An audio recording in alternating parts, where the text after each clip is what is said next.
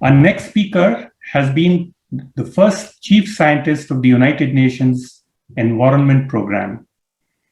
And he was the first to hold a chief scientist post within the United Nations system. Dr. Joseph Alcamo is amongst the foremost scientists in the world to lead our understanding of transnational and global environmental challenges over 4 decades.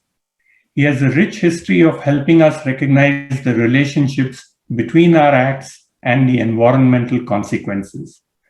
Joseph Alcamo, it has always been a pleasure to learn from you the science of global environmental systems.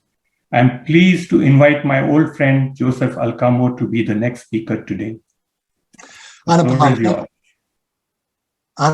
thank you very much for that very kind introduction. Greetings to everyone from the south coast of England, where the sea is unusually calm today and the tide is going out. So let me begin with a question related to the topic of this particular meeting, and that is, what do I think is the responsibility that we have to the Himalayan mountains and its ecosystems? Well, I'm trying to think of it from the perspective of a scientist, and I have to say I'm not sure, frankly, because they're going to be around long after we're gone, and so over geologic time, I've always assumed that to the mountains, like the Himalayas, we're just going to be an annoying memory. So to proceed, let me reframe the question if I could. I'd say, what do we owe ethically to the people that are living in the shadows of these mountains, that are living downstream, to their children, to their children's children, to all of humanity that deserves to be able to share the glory of these mountains? And to that question, I would say unequivocally quite a lot.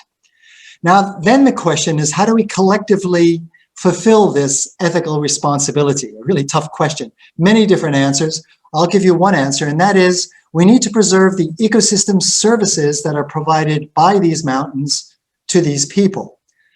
Now, ecosystem services, Jan mentioned them already, are defined in many different ways, but generally they mean the combined benefits to people from nature.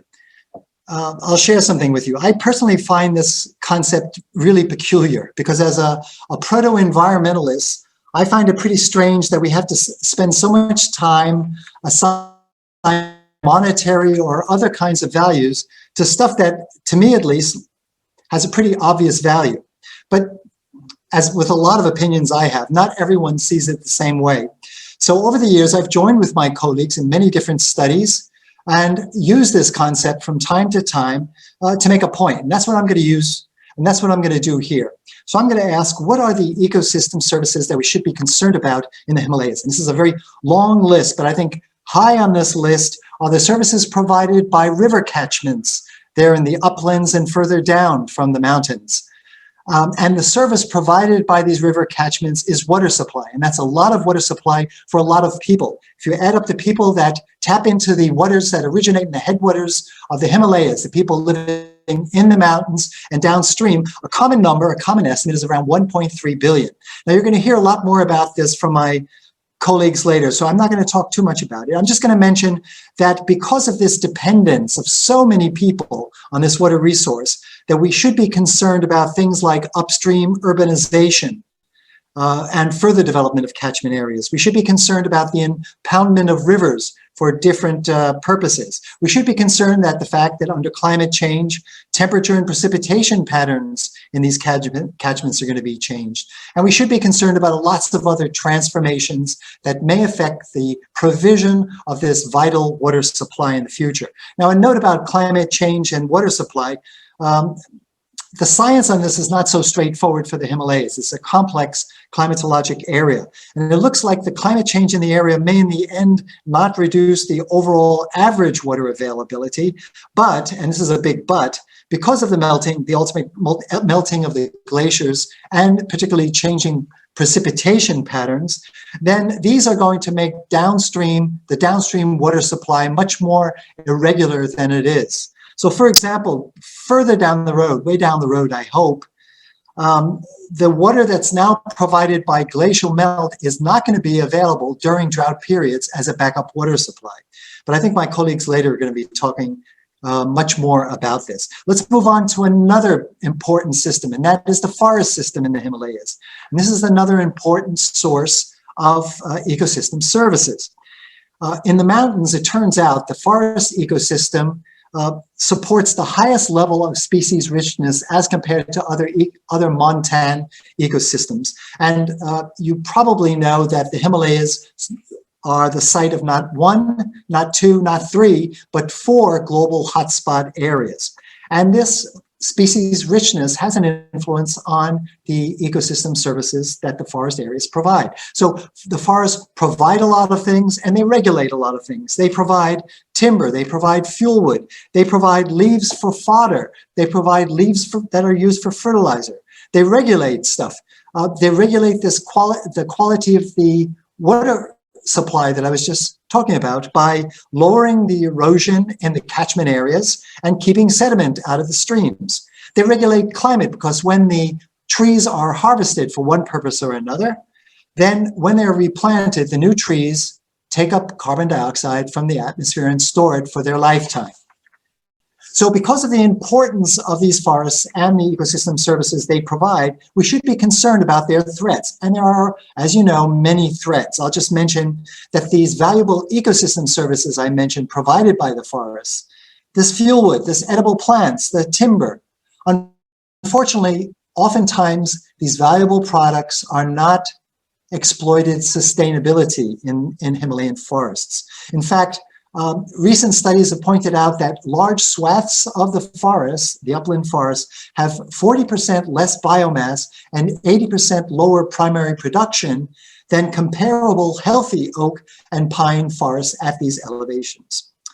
And of course, there's additional threats to forests. There's from logging, from the expansion of agriculture, from climate change. So because of these ethical responsibilities to present and future people that live around the Himalayas and downstream of the Himalayas and are dependent on the mountains, I believe, I think you will agree with me, that we should try and combat these threats to these essential ecosystem services. Now, of course, many different solutions, many different ways of doing this. I'll just quickly mention to protect the ecosystem services that we derive from the river catchments of the Himalayas.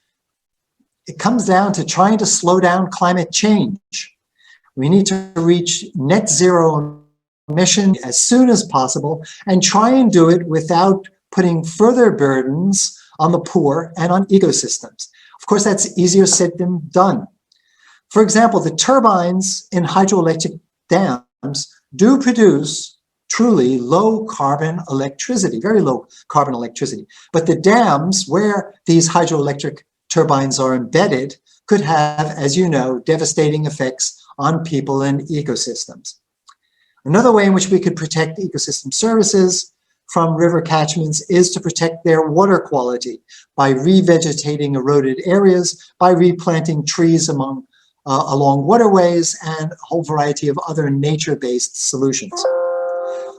How can we protect, and there goes my battery, talking about I'm not running out of energy, but my laptop is. Okay. How are we going to protect services provided by forests? Again, this is a long list. One obvious one is to expand the protected forest areas. And again, this is easier said than done. If by protecting these forests, we're encroaching upon people or their livelihoods. Another way is to encourage people in upland areas to use forests more sustainably. And here, a key factor seems to be who manages the forest. I read one interesting study recently in the Journal of Environmental Conservation that examined forest areas in central Himalayas that were, in one case, jointly managed with local communities and others that were singularly managed by government. And the jointly managed forests with local communities turned out quantitatively had a much lower level of degradation. So, as you probably agree with me, some level of community involvement is an important part of the solution. Now, there's going to be many solutions, and we shouldn't kid ourselves because they are going to be, unfortunately, difficult and contentious, and in many cases leading to trade-offs. I personally believe, and I hope you believe also, that solutions are possible in protecting these vital ecosystem services if we're able to marshal not local, not national, not international, but all of these resources and bring them to bear upon these threats to ecosystem services.